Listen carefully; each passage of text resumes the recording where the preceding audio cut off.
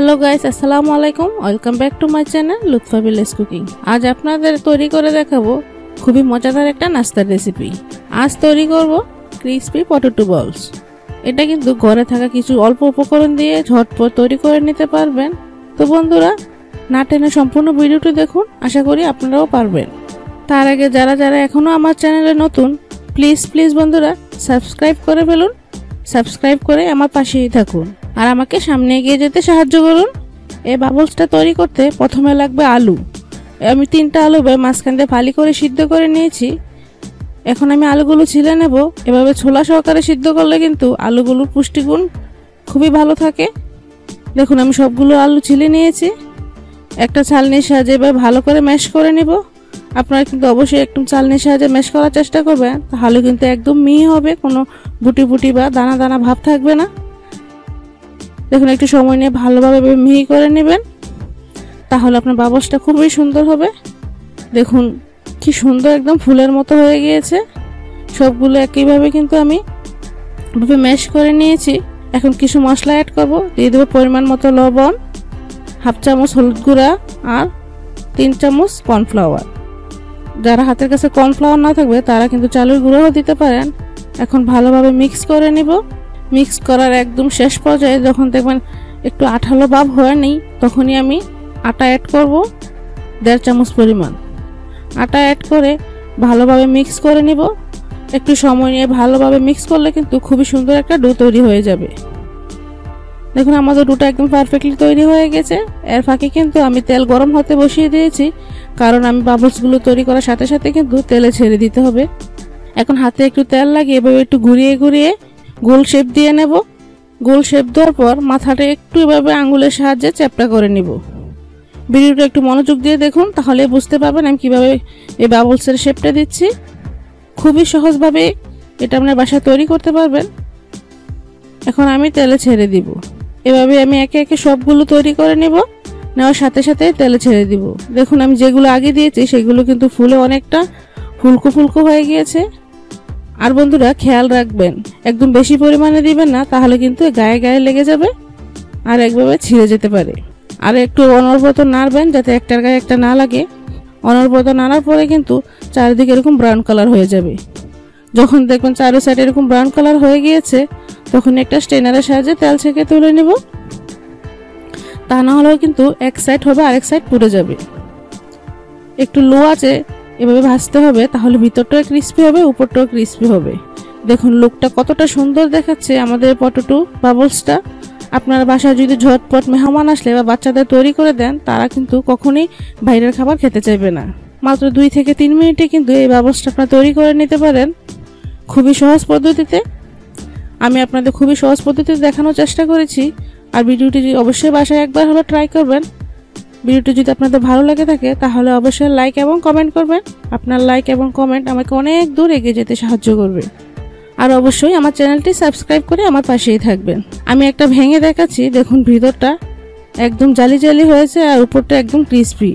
এটা কিন্তু বিকেলে চায়ের আড্ডায় একদম জমে যাবে, বা সসের সাথেও কিন্তু খেতে অনেক মজার। আজ এখানেই শেষ করছি। পরবর্তী ভিডিও দেখার আগ পর্যন্ত সবাই ভালো থাকবেন, সুস্থ থাকবেন। টাটা। হ্যালো এভরিওয়ান, আসসালামু আলাইকুম। Welcome back to my channel Lutfa village cooking. আজ তোমাদের তৈরি করে দেখাবো 2টা ডিম দিয়ে অসম্ভব মজার একটা ইভিনিং স্ন্যাক্স। বিকালে চায়ের আড্ডা জমা নিতে পারবে এই নাস্তাটা তোমরা ঝটপট তৈরি করে নিতে পারো খুব সহজে।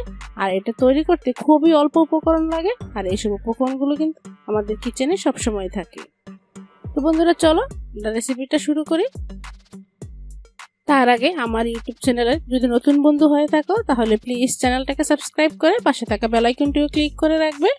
আর যারা যারা অলরেডি এই কাজটা করে নিয়েছো তাদেরকে অসংখ্য ধন্যবাদ। তো নাস্তাটা তৈরি করার জন্য প্রথমে নিচ্ছি এখানে 2টা ডিম। চাইলে 3টা বা 4টা ডিম দিয়েও করতে পারো, বা একটা ডিম দিয়েও করে নিতে পারো। তারপর দিচ্ছি এখানে বড় সাইজের একটা পেঁয়াজ কুচি, ধনেপাতা কুচি দিচ্ছি 1 টেবিল চামচ, 2টা কাঁচামরিচ দিচ্ছি। তো ঝালটা নিজেদের মতো করে অ্যাডজাস্ট করে নিবে। আর দিচ্ছি লবণ, 1/2 টিস্পুন দিচ্ছি হলুদ গুঁড়া, 1/2 টিস্পুন দিচ্ছি মরিচের গুঁড়া। তো বাচ্চাদের ক্ষেত্রে কিন্তু মরিচটা অবশ্যই স্কিপ করবে। আর দিচ্ছি 1/2 চামচ পরিমাণ গরম মশলা গুঁড়া। দিয়ে খুব ভালো করে আমি মিশিয়ে নিচ্ছি। আর অবশ্যই খেয়াল রাখতে হবে পেঁয়াজ যাতে আস্ত না থাকে, সবগুলো যাতে ভালো করে ফেটিয়ে নেওয়া যায়। তো বন্ধুরা দেখো খুব ভালো করে আমি মশলার সাথে ডিমটা ভালো করে ফেটিয়ে নিয়েছি। তো একটু সময় নিয়ে ভালো করে ফেটাতে হবে, তাহলে সম্পূর্ণ ডিমের সাথে মশলাটা ভালোভাবে মিশে যাবে।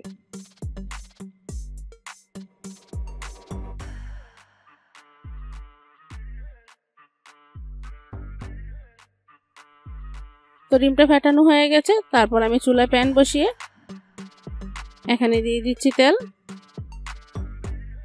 তেল দিয়ে এখানে বন্ধুরা আমি অর্ধেকটা ডিম ভেজে নিচ্ছি প্রথমে, যেহেতু প্যানটা অনেকটাই ছোট তাই আমি দুইবার করে ডিমটা ভেজে নিচ্ছি। তো তোমরা যদি বড় প্যানে ভাজতে চাও তাহলে কিন্তু একবারে ডিমটা দিয়ে ভেজে নিতে পারো। অল্প আছে কিন্তু ডিমটা ভাজতে হবে। আর সাইড থেকে এভাবে একটু মুড়িয়ে দিচ্ছি, এতে করে নাস্তার শেপটা খুব সুন্দর হবে। আর চুলার হিটটা কিন্তু অবশ্যই লোতে রেখেই ডিমটা ভাজতে হবে। তো ডিমটা যখন এক সাইডে ভাজা হয়ে যাবে তখন আমি উল্টিয়ে দিচ্ছি।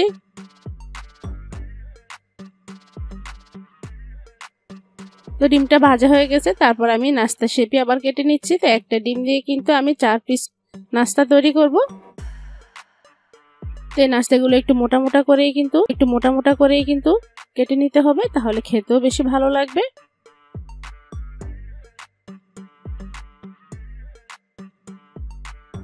তো দেখো সব নাস্তাগুলো কিন্তু কাটা হয়ে গেছে, এখন আমি তুলে নিচ্ছি। আর নাস্তাগুলো কিন্তু খুব সুন্দর কালার করে ভেজে নিতে হবে, তা না হলে কিন্তু ভাজতে গেলে ভেঙে যাবে। সেম ভাবে বাকি ডিমটাও আমি এভাবে ভেজে নিব। তো ভেজে আমি পিস পিস করে কেটে নিয়েছি, এখন আমি তুলে নিচ্ছি। তারপর আরেকটা বাটিতে আমি এখন একটা ব্যাটার তৈরি করব। এখানে নিচে হাফ কাপ পরিমাণ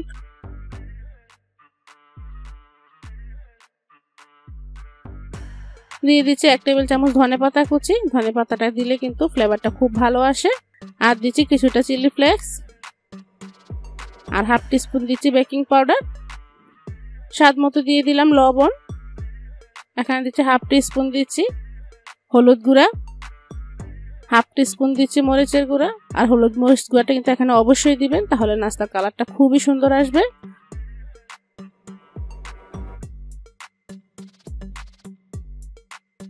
আর দিচ্ছি সম্পূর্ণ 1 প্যাকেট ম্যাগি মশলা।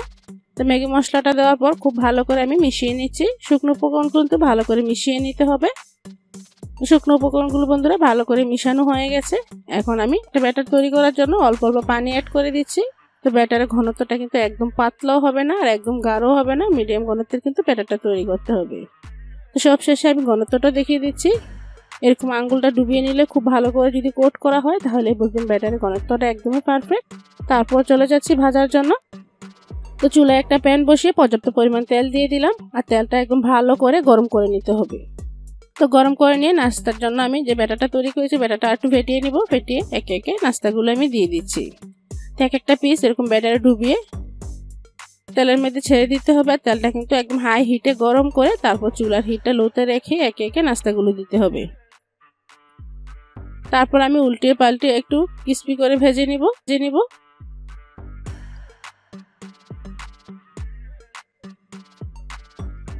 তো বন্ধুরা দেখো এটা কিন্তু একটু সময় নিয়ে উল্টে পাল্টে একটু ক্রিস্পি করে ভেজে নিতে হবে।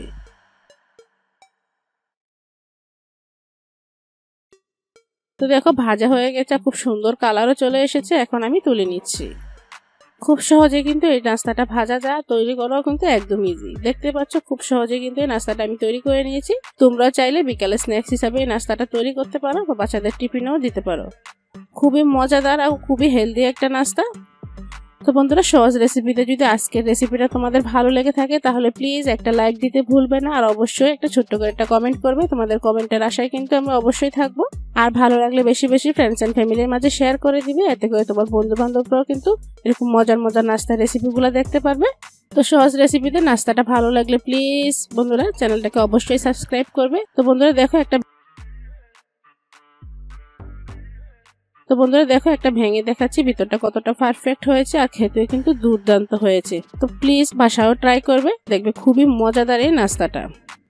তো আজ এখানে শেষ করছি, পরবর্তী ভিডিওতে আবারও দেখা হবে।